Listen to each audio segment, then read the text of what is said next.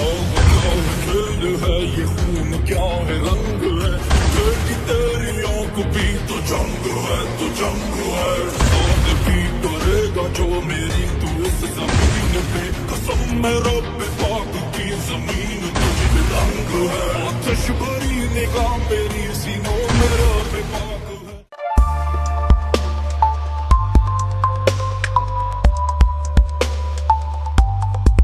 बिस्मिल्लाहिर्रहमानिर्रहीम। अस्सलाम वालेकुम व्यूअर्स, वेलकम टू सहरीना व्लॉग्स। मैं हूं मोहम्मद मुकीत अली शाह। आज मैं हाज़िर हूं बहुत इंपॉर्टेंट टॉपिक के साथ। जैसा कि हम जानते हैं पिछले 3-4 माह से पाकिस्तान और इंडिया की सिचुएशन काफ़ी आई बॉलिंग सिचुएशन रही है। लेकिन ऑफ लेट हमें ये देखने को मिल रहा है कि जो वेस्टर्न बॉर्डर है पाकिस्तान का वो भी काफ़ी इग्नाइटेड है और वहाँ पे तालिबान जो है वो भी पाकिस्तान को टफ़ टाइम दिए हुए हैं।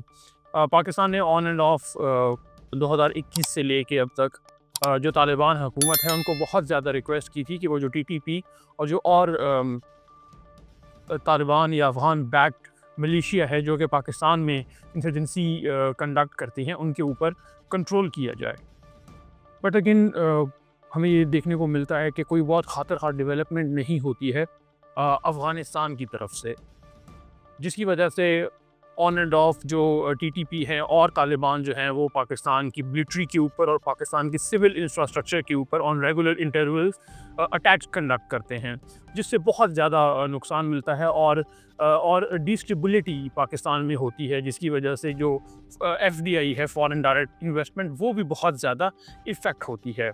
गाय बगाए पाकिस्तान अपने डेलीगेशंस भेजता था, उनके साथ बात होती थी। इवन इसके अंदर जो चाइना है उसने बहुत इंपॉर्टेंट रोल प्ले किया है। चाइना ने भी कोशिश की थी कि किसी तरीके से तालिबान को ये यकीन दहानी करवाई जाए कि पाकिस्तान उनका खैर खा है और क्योंकि चाइना की भी इंटरेस्ट हैं पाकिस्तान में। जैसा कि हम जानते हैं सीपैक में बहुत ज़्यादा इन्वेस्टमेंट चाइना ने की हुई है, तो चाइना भी डेफिनेटली इस चीज़ का ख्वाहिशमंद है कि पाकिस्तान में पीस हो और पीस बहुत ज़्यादा जो डिस्टर्ब हो रहा था उसमें आप ये कह लें कि अफ़गानिस्तान की जो सरज़मीन थी उसका बहुत कलीदी किरदार था। तो पाकिस्तान के बहुत ज़्यादा रिक्वेस्ट करने के बावजूद हमें देखने को मिलता है कि अफ़गान तालिबान ने सच कोई उसको इम्पोर्टेंस नहीं दी।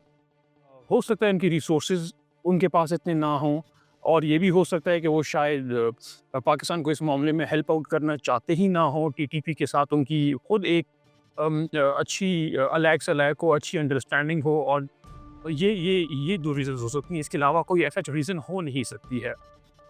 फिर पाकिस्तान ये डिसाइड करता है कि एनफ इज़ एनफ और पाकिस्तान कुछ दिन पहले काबुल के ऊपर अपनी एयर स्ट्राइक लॉन्च करता है, जिसके बारे में कहा जाता है कि पाकिस्तान एयर फोर्स ने उसको लीड किया और वेल इनसाइड अफगानिस्तान जो टीटीपी के टेरर इंफ्रास्ट्रक्चर था और जिनके ट्रेनिंग कैंप्स से वहाँ पे अटैक किया और वहाँ पे ठीक ठाक उनको नुकसान पहुँचाया। वहाँ पे जिनके टीटीपी के एक महसूद जो एक टॉप लीडर था उसको भी बेसिकली पाकिस्तान ने उसको भी मार दिया है। उसके बाद उनकी सेकंड थर्ड टियर के ऊपर भी अटैक्स हुए और उनको भी अच्छा खासा नुकसान पहुँचा।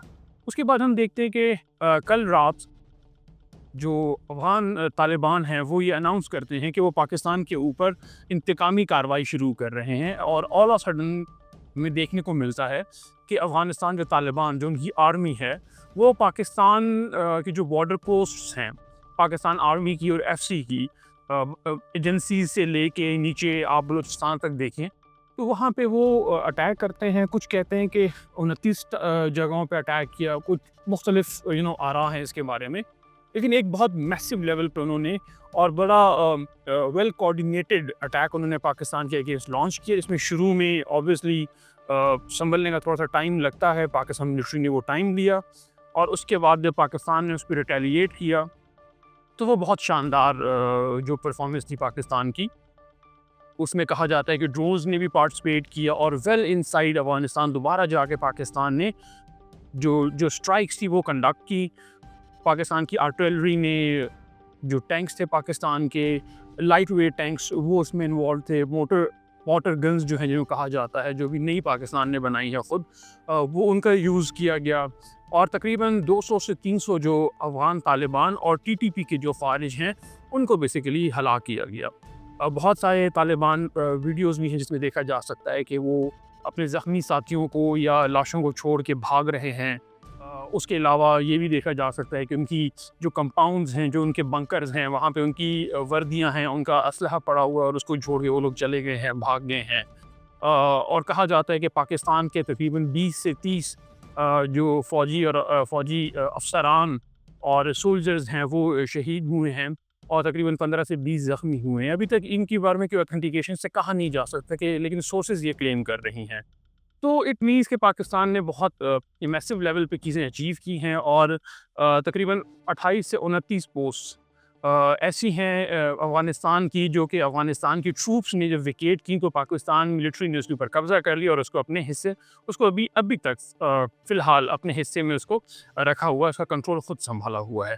वो डेफ़िनेटली फिर जब बाद में उनके साथ बातचीत होगी अफ़गान हुकूमत के साथ तो फिर वो उनको हैंड ओवर कर दिए जाएंगे, लेकिन एज़ ऑफ़ नाउ वो पाकिस्तान के साथ हैं और पाकिस्तान ने उसके ऊपर अपना कंट्रोल सँभाला हुआ है। तो अब इसके बीच में हम देख रहे हैं कि जब अफ़गान हुकूमत को ये फ़ील हुआ कि अब सिचुएशन हाथ से बाहर निकल रही है, तो उन्होंने ये अनाउंस किया पब्लिकली कि हमने जो हासिल करना था, जो हमने इंतकाम लेना था, हमने इंतकाम ले लिया है। अब हम पाकिस्तान के साथ सुलह सफ़ाई चाहते हैं। लेकिन पाकिस्तान ने इस ऑफ़र को डिक्लाइन किया और पाकिस्तान ने इसको कंटिन्यू किया और Pakistan kept on pounding eight there bunkers. कुछ तो लोग ये भी कह रहे हैं कि जो आगे अफ़गानिस्तान का 200-300 किलोमीटर तक का एरिया है वेल इनसाइड अफ़गानिस्तान, वहाँ तक बेसिकली आप ये कह लें कि जो अफ़गान ट्रूप्स हैं वो वहाँ से जा चुके हुए हैं। इस लेवल की बॉम्बिंग हुई है और इस लेवल की बम्बार्डमेंट की है हमारी आर्टिलरी गन्स ने, टैंक्स ने। उसके अलावा फिर जो ड्रोन्स हैं वो बहुत मैसिव लेवल पे इस्तेमाल हुए हैं। अच्छा, ये सब वाक़या उस दौरान हुआ है जब अफ़गानिस्तान के जो वज़ीर ख़ारजा हैं वो इंडिया में मौजूद हैं और वो 6 दिन के लंबे टूर पे हैं।